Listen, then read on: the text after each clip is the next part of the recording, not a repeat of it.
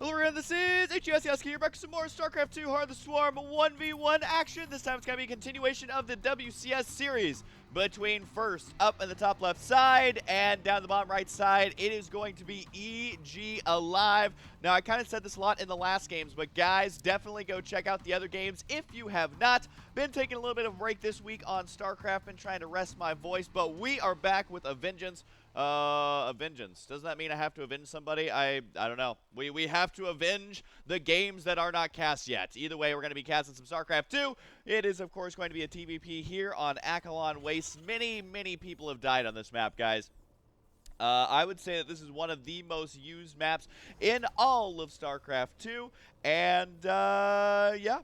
It's a pretty common map right there. Now, I'm kind of curious to see exactly how this game goes, simply because both of these players have shown that, number one, they can take games off each other. Number two, they can tie up a series. They've already tied it up once. It was 1-1. Currently, now 1-2 in favor of first, and that means that our Terran player here alive, if he hopes to stay alive in this tournament, round of 4, he is going to have to win some games.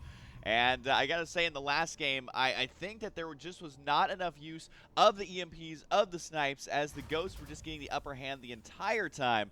And normally that is not the case. Normally Ghosts have an edge directly engaging the High Templar because they have a longer range on snipe, they do more damage to light units, and they can cloak. So they normally have an advantage in a straight-on battle, but what First was able to do was position those Ghosts, position the High Templar perfectly to intercept the Ghosts when they were unable to, I guess, react in time. I don't know what happened. There was lots of feedbacks thrown out, and that Ghost count got reduced substantially. Now, I do want to say, as a Protoss player, that shows you the importance of the Ghost unit. Also, we do see gas already mining here, the Orbital Command on the way, and also this probe is wondering, is there going to be a Reaper out of here? What exact unit is going to be popping out of this barracks? And currently it is a Reaper. It is going to be chasing down the probe. So this probe will most likely die, but he is going to get some valuable intelligence right now. One Reaper may not seem that important, but at the same time, you want to know, am I going to be harassed? Do I have to worry about exactly what's happening right here? I thought that was actually going to be a bunker, but he is going to put an engineering bay there to delay that as long as possible. We do have the one Zealot on the way.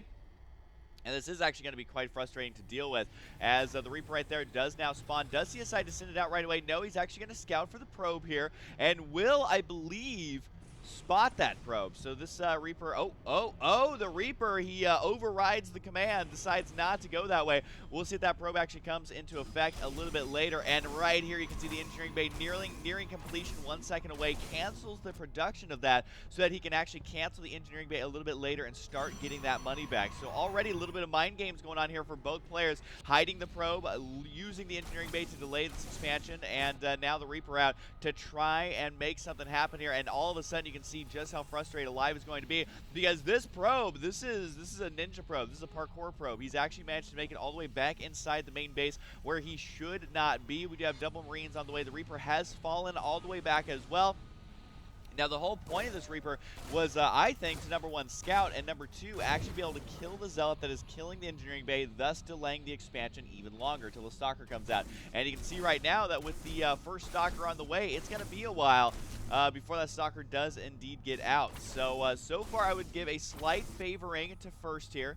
Alive needs to make sure not to stay supply blocked. He does have another supply depot on the way. But either way, he does have an expansion down. And both players, I definitely wouldn't say it is a gentleman's agreement this game. We already have some more aggressive scouting. We have the aggressive banner engineering bay down at the expansion. And also, we still have this Reaper out right now, which is something we haven't seen. So he's going to be continuing to scout around here. And this is basically, if you want to call it free scouting, I'll let you get away with calling it that. Obviously, the Reaper costs money.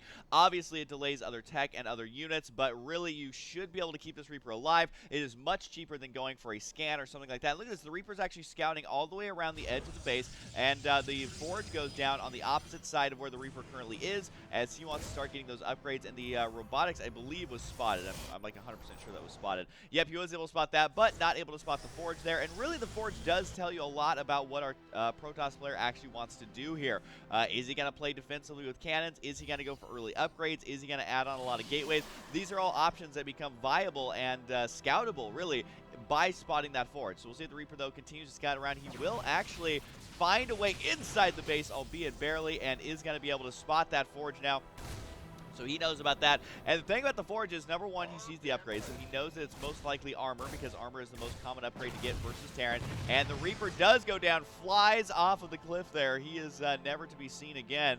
But Mothership Core actually going to be moving out right now in the middle. Does get intercepted a little bit by those Marines. 4 Marines over here inside the main base. And it's very interesting to me to see a completely different style of game where both players are now not doing an all-in attack or anything like that, but finding ways in the early game to actually begin harassing your opponent. And keep in mind that the Mothership Core has insane vision, so he knows that this watchtower was grabbed. Just has to make sure. Oh, I don't know if he was paying attention, though. He might actually end up losing this if he's not careful. Does manage to save it at the very last second. And, I mean, this Mothership Core can see the Marines headed towards him. He's got to go ahead and run back towards these Stalkers. Time Warp thrown down. It remains to be seen if that is worth it or not. I mean, Time Warp to kill off a couple Marines. Not sure if that's worth it or not, but it does allow it to begin regenerating that energy as it was already maxed out. And I do believe that these Marines will indeed get taken out. But at the same time, those Marines are actually pulling these units out of position. The Observer has spotted it, though. And first is going to go ahead and fall back. Not sure if it's going to be in time. If nothing else, Alive is going to save these 2 Marines by sending the ones on the right side there. Very deliberate move. And also maybe try and intercept some transferring probes. Maybe be able to delay that 3rd base. But either way, it looks like things are going to settle down here a little bit, as both players have tried to do early game damage. A little bit has been done to both players. More scouting has been done for Alive, but more direct damage has been done for First. So I think it's going to balance out relatively evenly here. We do have these destructive rocks going to get taken out. Starport going to be on the way now as well, and the cannon's going to be coming up. A very interesting positioning of this cannon. It is going to help him hold the front line here, hold the expansion. Also kind of help with drops. It's not going to be able to obviously shoot all the way back here because cannons with like 100 range might be a little imbalanced. But either way, it does look like the gateway is now going to be on the way, and we also are going to be having the warp. Actually, he's just going to go for Immortal, no Warp Prism just yet. But either way, he's going to be going for a Twilight Council as well. And we are going to be having still a 2-base play here out of both players. Neither one feeling safe enough to secure the expansion. The Immortals here should help hold this off very, very well, as long as the Immortals are shooting off those Marauders. Oh, no! Oh, no. One of the good casters from the ESL has left. That's okay. That's okay. We're going to continue on in this game. The show must go on, as we do have more Marine and Marauder on the way. Medivacs are now here, and this is where Alive is going to start looking a little bit terrifying. Does he go for drops? Does he go for delaying the 3rd base? Does he go just for a big power play? These are all viable options for Terran between the 10 and 10 and I always change the number. But anyways, in the mid game is when Terran's upgrades start to kick in. When Marine and Marauder get combat shields 1-1, the Marauder slow. Also get Medivacs mixed in. Stem is done. That is when Terran need to do some sort of damage. I think that's kind of the problem we saw in the last game, is that Alive was not able to get in there, not able to do damage, and really never had any multitasking harassments going on. Really, that's kind of how you have to play Terran versus Protoss. And so it's got to be up to First. This is something that's completely standard versus Terran. In the TvP matchup, this is actually something you see a lot, where Terran players try to do some damage in the mid game. They try to delay a 3rd base, and they scare the Protoss into having to defend. On the back of that, what a Terran player is going to do is try and go for a 3rd base. And then they're going to go for either Vikings or Ghosts, depending on what the Protoss player does. That's kind of the ebb and flow of how the game tends to go.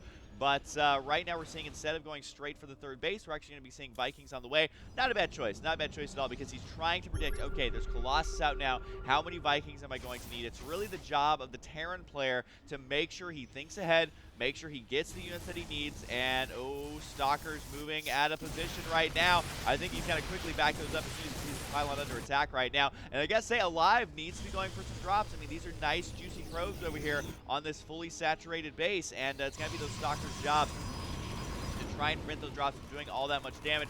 But the drops are going to commence here at the 3rd base. That's going to be a forced cancel right now. At least I believe so. Might actually kill it off there if our Protoss player's not careful. And he does cancel there literally at the last second.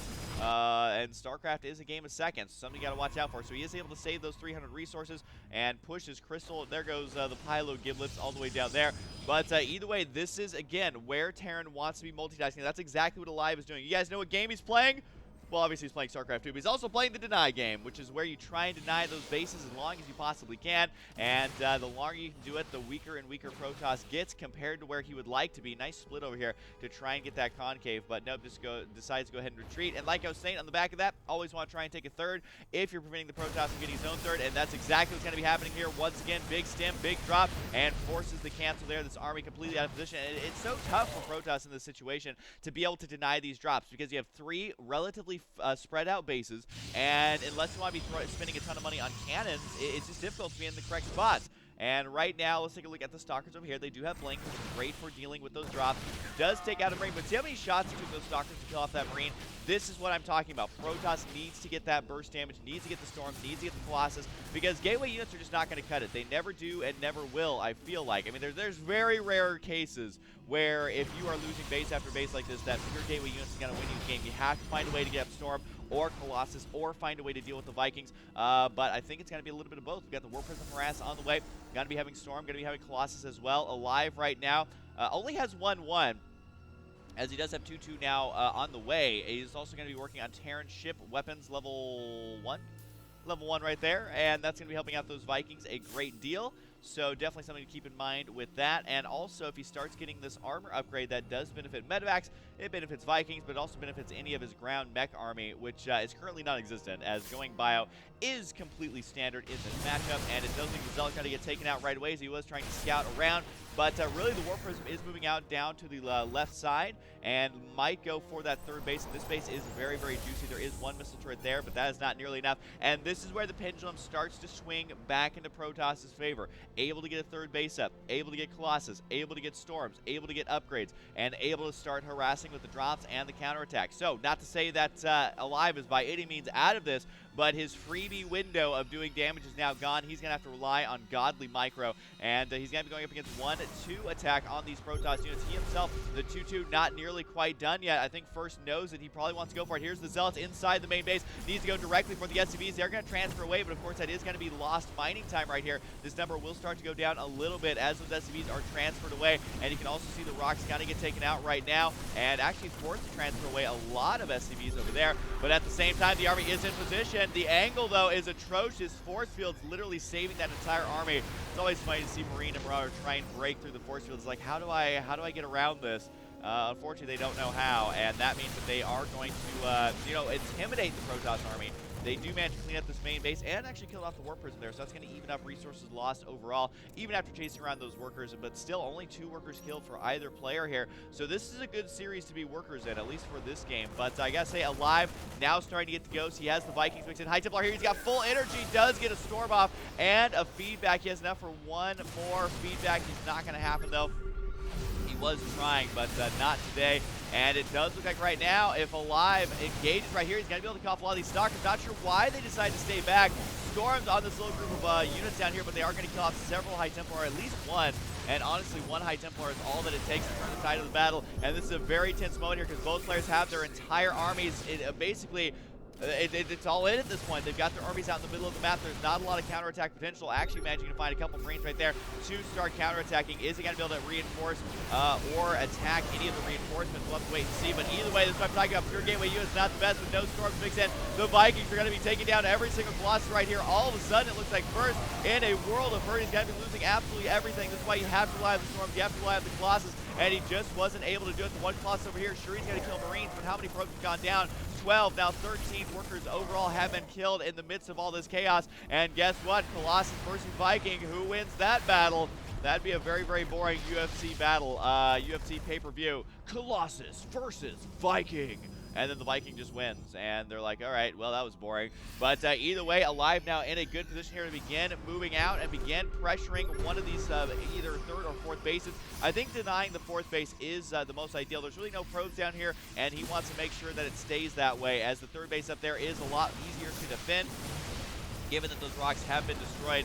And I gotta say, Alive, man, making this look easy in this game. He really struggled with it in the last game, but he has hit his stride, has another command center on the way, actually completed, just needs to make sure to land that. And this base down here is surely going to get taken out, and we may be having, once again, a tied series. This may be going to game number 5 to decide who is going to advance through the tournament, and this is up for elimination at this point. So we shall see Alive barely hanging on by the skin of his teeth, by a thread, by something that's really small, is how that's going to go. Feedback once again, though, on the Ghost. That's how you start turning it around, is killing off those Ghosts, leaving the rest of the energy for Storms. But he does lose the High Templar there. That's a devastating loss. Sure, he's got a couple more.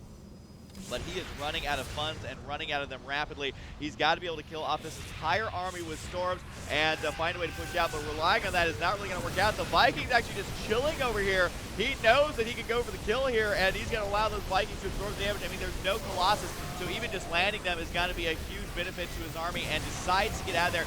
Doesn't really need to storm those, though. Colossus is not going to be viable at this point in the game, but it does look like the High Templar here actually getting taken out by Vikings. How often do you see that or hear me say that? Not very often. It does look like, once again, the Vikings, honestly, at this point, just being bad-mannered. They're sacrificing themselves.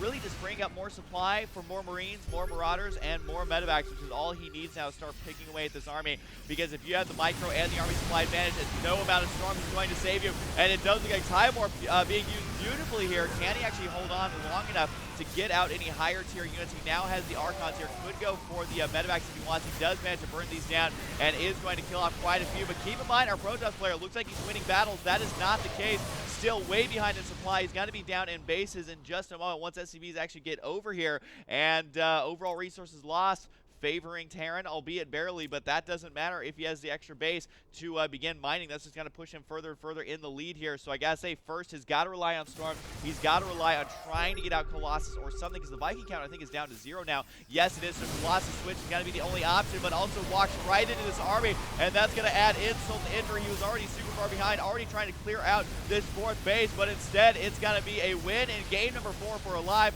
And keep in mind that game number 1 was lost in the replay pack somewhere, but either way, this is now going to be tied, and it is 2-2, one game.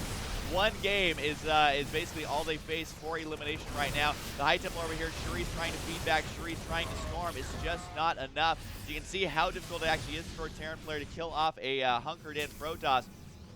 It does look like a big stem on these units, though. Got to be able to cut off these Zealots, no problem. Even if they charge, I feel like you're not going to be able to do all that much here. So at this point, I mean, first just relying on basically Zealots.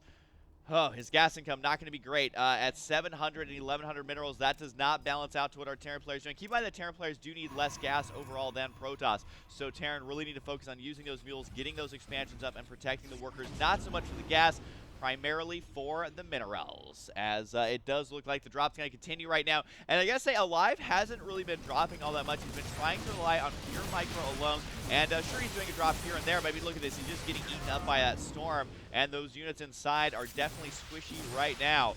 As I just don't know how first can actually come back from this. I mean, I try not to call games too early, and I very rarely do, but this game for sure has been over, at least for a little bit, because there's just no other 4th base for first to take. The Marauders over here are probably just waiting for this building to complete before they move in. But either way, going to be busting up the ramp right now. Does take out the High Templar. There's nothing left. Photon overcharge. That's going to be a desperation move. It's kind of like desperation DTs, man. You're doing it when you're hoping it's going to buy you enough time. The Zealots here do find a good angle to attack at the Photon overcharge. Does get a couple of kills here, trying to kill off that Ghost, but he's just taking those in the face.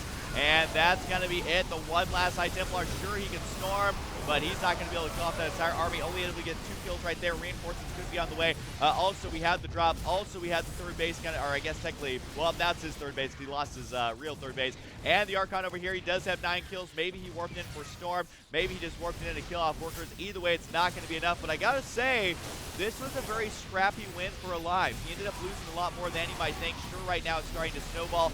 But I got to say, first, I think still has it in him to be able to take this series if he just realizes exactly what went wrong in this game. There goes the unpowered gateways. That may actually just cue him to leave this game. He's way behind. There we go. There's the GG. The pros pulled off the line. Not really going to be able to do all that much. So we are now at a tied series. We are going to see in the, well, we're just going to call it the ace match because it is the very last game in this series. Who's going to advance? Will it be Alive? Will it be first? We'll find out in the next game. Hope you guys enjoy it, and I'll see you guys next time.